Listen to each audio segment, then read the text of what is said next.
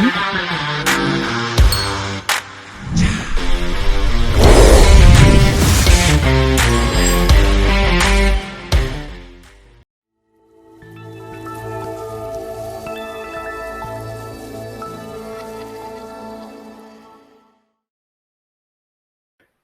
and welcome to the JB&M Sports Fanatic channel. Thank you so much for joining in. And in this video, we'll be discussing, Frank Clark and his arrest. I mean, he's charged with a felony.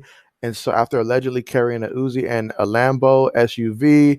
And so he's been with the Kansas City Chiefs the past 2 seasons. Prior to that, I know he's with the Seattle Seahawks. 2019 and 2020 for him were both Pro Bowl seasons.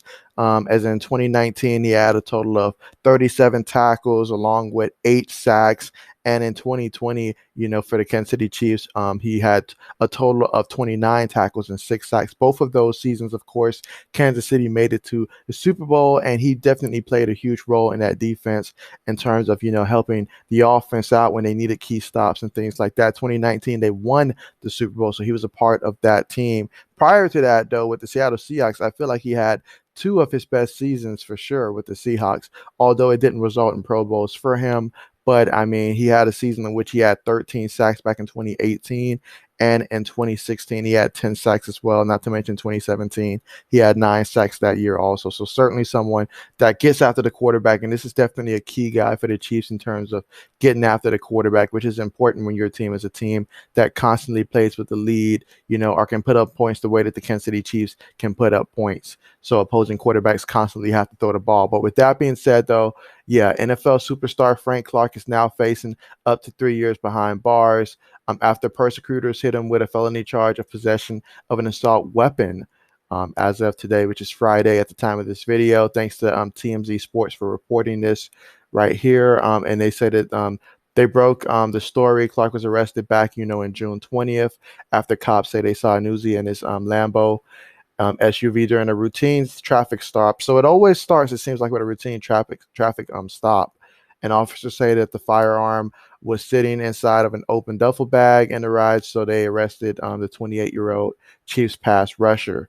And so, according to sources close to Clark, he initially, claimed that the gun was not his and instead belonged to a member of his security team.